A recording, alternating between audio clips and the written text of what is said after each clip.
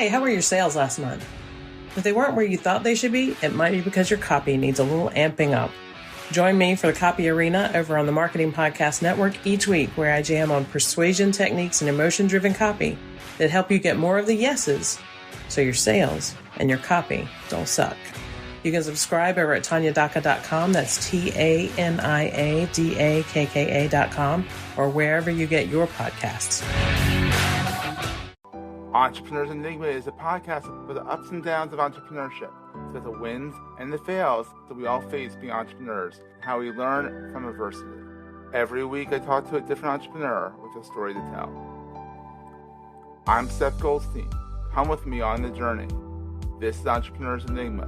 Let's get started.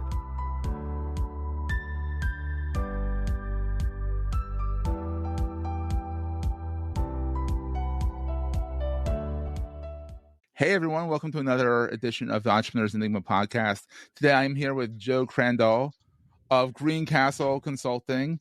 He is would you classify as retired military or no, former Navy SEAL. I never retire. Quite get like that when you get the retired insignia when you don't, like, right? Isn't that like when you're in it for like 55 years and you can barely walk kind of thing? Yeah, it feels like 55 years, but normally people retire after 20 or more years. You can't. Yeah, and so most people do their initial stint of maybe 6 to 8 years and get out, and then if they were a SEAL or a Green Beret, it's considered to be former Navy SEAL or former Green Beret versus an X, which means there's something bad happened. Yeah. Okay. Well, anyhow, thank you for your service. We're all very grateful. And so you went to the Naval Academy. You're not just one of those guys who came in after 9/11 and signed up and did it, which is nothing wrong against that. But you actually went in saying, I'm going to be in the military. Yeah, I joined the military my junior year of high school. Wow. Actually. And I knew I didn't want to go to college, and at least right away. And I knew that if I stuck around a small town in Incline Village, Nevada, that I would still be pumping gas there and not owning the gas station. So I joined the Navy. It took me essentially all the way across the country from Nevada to Orlando, Florida. Cool. And from there just did a little bit of enlisted life for a while and figured I wanted to continue the Navy stuff, but I really didn't enjoy the enlisted life so much, so I wanted to become an officer. And I applied to the Naval Academy initially and got denied. But they sent me a letter saying you were accepted to the prep school, and nobody knew what the prep school was at the time. Love it. And I said, I don't want this. I want the Naval Academy. I don't want the prep school. And an officer that I didn't know walked up to me and goes, Petty Officer Crandall, go to the prep school. And I was like, all right, I'll go. And so I went, and one of the best years of my military career. It's like a redshirt year for the Naval Academy. You have football players, you have geeks, and then you have a bunch of enlisted people, and you mix it all up. And for about a year, you're doing essentially high school, junior college kind of level work. So it's like feeder. It's like a feeder thing in. Because a lot of these big state schools, I went to the University of Delaware. Anyone in state that wasn't quite ready for Delaware would go to the local satellite places before coming to the main campus. Yeah, well, that's exactly. Clever. I honestly don't know if anyone still knows that they have a feeder school. Yeah, well, but the other thing a lot of people don't know is that the Naval Academy takes about 120 people a year from the enlisted ranks to the Naval Academy, and they never fill all those billets. And so, really? I always tell people, if you really want to go to the Naval Academy, there's another route. You don't have to get a senator or a congressman's approval, but that takes a lot of faith in yourself to make it through that route. I guess it kind of makes sense because you have to prove it to yourself, prove it to everyone that you can do the military, and then you can be rewarded with going to the Naval Academy that way. Oh, so that's how you get into the Naval Academy. You can only get into the Naval Academy with a letter of recommendation from a senator? Yeah, usually it's when you're coming right out of high school. You have to have a senator or a congressman write a letter of recommendation. You still have to go through all the approvals and admission process, but that's the quickest way. Wow, is that the same thing with West Point? Yeah, West Point Air Force Academy. Wow. I even believe Coast Guard Academy is the same thing. Wow. I guess that's how you make sure that everyone's serious about applying. Yeah, and it's highly competitive. Yeah, they're great schools. There was no way I was going to the Naval Academy out of high school, so it was another good path. That's good. So then you left, And then you did some stuff in the military. Did you go right into SEALs then, or did you? Yeah. So right after graduation from the Naval Academy, I went directly out to Coronado, started SEAL Which training is no for about cakewalk. 6 months. You look back. You look Anytime you back, look it's back like on something, you only remember the good things. But yeah, it was a kick in the balls for sure. And but yeah, I did that, and then went to SEAL Team 5 for about 7 years, and actually was deployed when 9/11 happened. So talking about the difference in joining before 9/11 and you after saw 9/11, both, yeah. yeah, and people joined for obviously different reasons. I joined to get out of a small town, and after 9/11, most people were joining for Yeah, patriotic reasons. and you mean you're not saying you weren't a patriot? You were just like, I'm right Right. here, but let me just Yeah. continue along. So then you left Yep. the military after what, 8 years? You said. Yeah, I did. I was one of the main reasons I got out was I was a platoon commander of Charlie Platoon, and we were overseas, and I got diagnosed with colon cancer, Oh, and so my operational career was over, and had a few decisions to make, and I figured it would be better off to be behind a desk making more money than I would in the military. So I got out and started my civilian career and after that. you're healthy now and all that. Oh yeah, that was Maybe the military gumption helps you get through it, because colon cancer is not that's not a cakewalk either. Yeah, it wasn't, and I was 30 years old, so I was really young to get Yeah. it, and in the best shape of my life as a Navy SEAL, and so a lot of things people were just scratching their heads on why it happened, and no genetic markers, Well, you're lucky. no family history, no nothing, so it's just a Fluke, fluke. and you're lucky.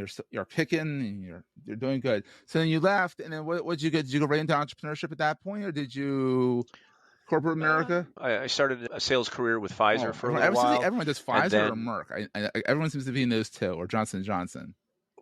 yeah, exactly. But they do. Pfizer does a great job training people for sales and relationship management, and the job itself wasn't very rewarding. Um, very much a glorified UPS driver, in delivering drugs to doctors.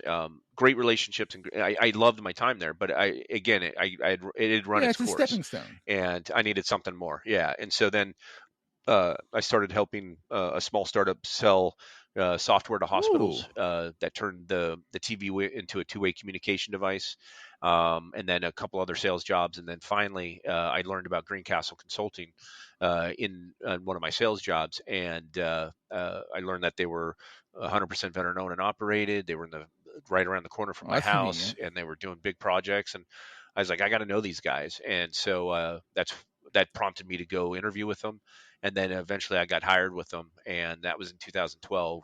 And then from there, that's when I kind of got the bug of, all right, I can do this. This is a company that I could be a part of long term and help run. And then in 2019, I purchased the company from the retiring partner, Wow, and so I've been running it there you since. go. So, and kind of keep the trend going of it being veteran owned and all that. So when you say Yep. management Yeah. consulting, I mean, the word consulting is one of those words that when I meet people at networking events and It gets thrown around a lot. they just left a job and they're looking for a new job, I said, you're a consultant. Like, because anyone can be Yeah. a consultant. You're consulting on Right. something. And so what does Right. Greencastle do exactly? So our primary thing is implementation consulting. We do strategy execution. So think of some of the big guys would come in and work with these companies and say, "Hey, here's your 5-year strategy. Here's the programs you need to initiate in order to compete in the market space." And then what normally happens is those programs get sent down from the C-suite down to the VPs and the directors, and here, go do this. And they are not well equipped necessarily to do a whole, let's say, software implementation or a wholesale swap out of a program, and they call us to help execute on their behalf. Oh, okay. So So you actually literally implement their strategies, which is that's yeah, kind of cool. yeah, and yeah, we have 3 areas that we focus in on: project management, change management, and process Oh, that's improvement. very So much needed. anything that falls into those things, we're able to execute pretty Yeah, and your flawlessly. guys are growing. I see you guys are constantly hiring, and then Yeah, we're up to 67 people, I think. wow. So And are most yeah, of when the I people work purchased for the you? company, we were at Most of the 25. people work for you veterans, or is it a mix? 100%. No, they're Oh, all veterans. wow. So every consultant, our office manager, our marketing Yeah, person, our sales guy, that's everybody. fantastic. Yeah, there's something Yeah. about a vet, and I've learned this because I was working with Zero Eyes and all that. there's just something about vets that civilians don't have. And they can be completely qualified, awesome, Roy go-getters and all that. But there's something about, even if you didn't get deployed to a war zone, but you went through boot camp alone, you survived boot camp.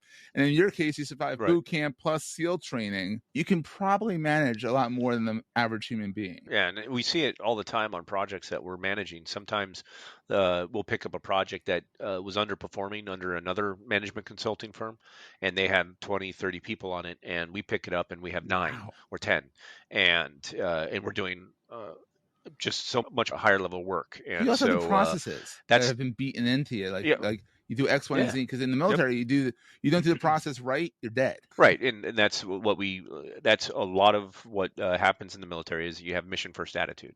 The mission matters, and if you run into a roadblock, you just don't go, okay, roadblock, all right. You have to figure out a way around it, under it, through it, whatever. And same thing with project management.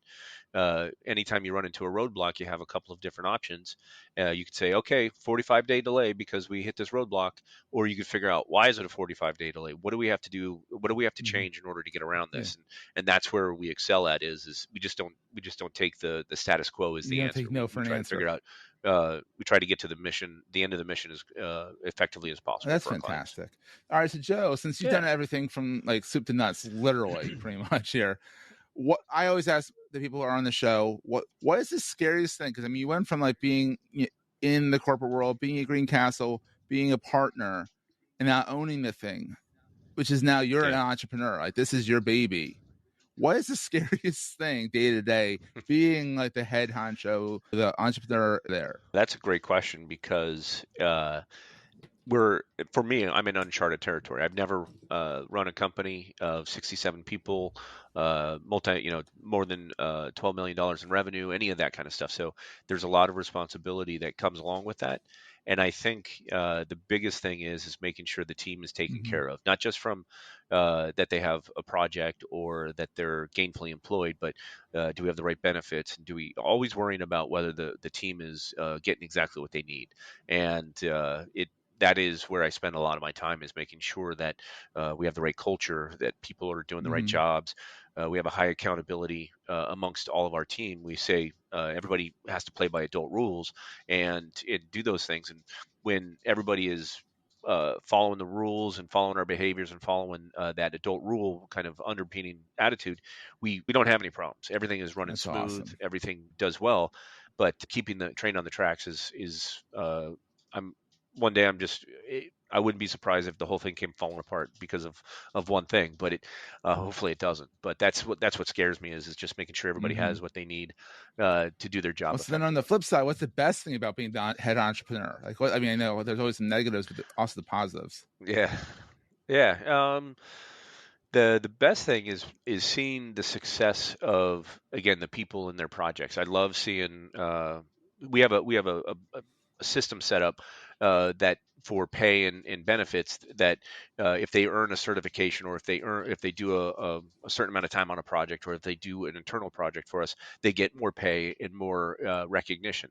And I love to see people progressing along in that program because I think it's a huge waste of time if somebody joins a company and when they depart, they haven't changed their skill set at all. I think that's a huge waste of an opportunity. And so my goal is when somebody joins Greencastle, they earn their project management certification, their change management certification, and all these other things that help them become more marketable anywhere else, but also more marketable for Greencastle, so I can get them more challenging jobs and opportunities with our clients, and they can professionally grow their career through small little challenges. Oh, that's awesome.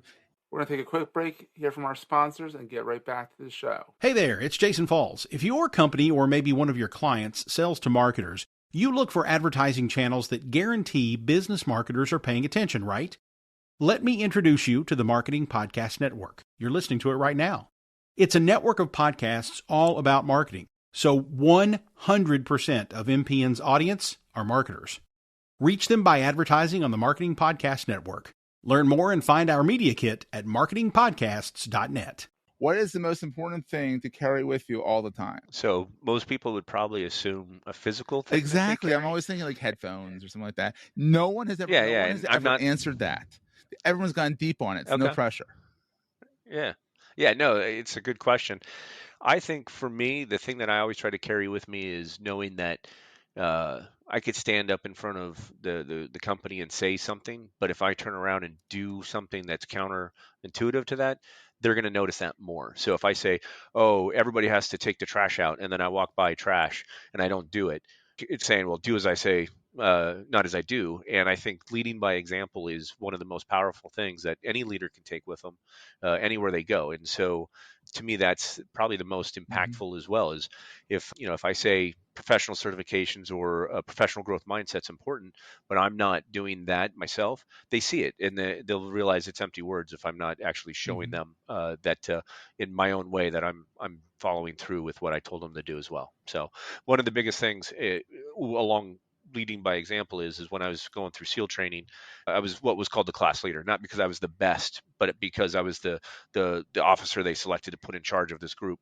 And I would always be essentially caught by the instructor staff sweeping or picking stuff up. And they're like, officers don't do that kind of work. And I would always respond, well, if I'm going to ask my team to do it, I got to be willing to do it myself. And so built into you from the very beginning. What did they say to that? Usually go get wet and sandy and do some push-ups.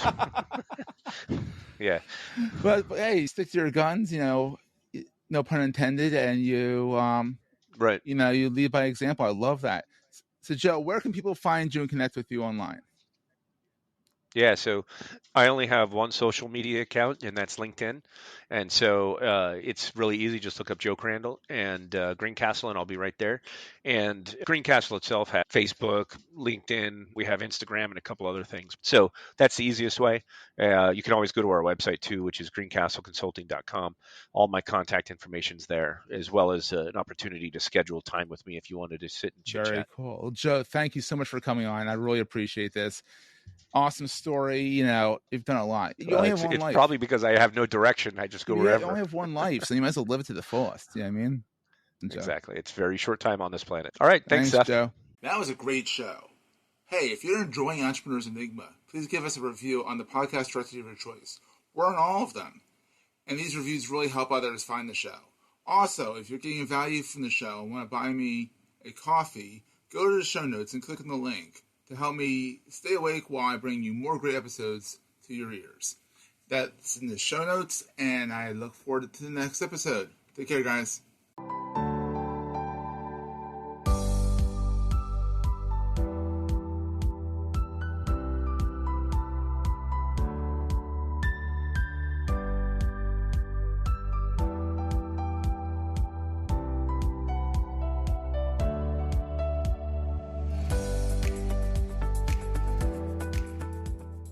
Goldstein Media hopes you have enjoyed this episode.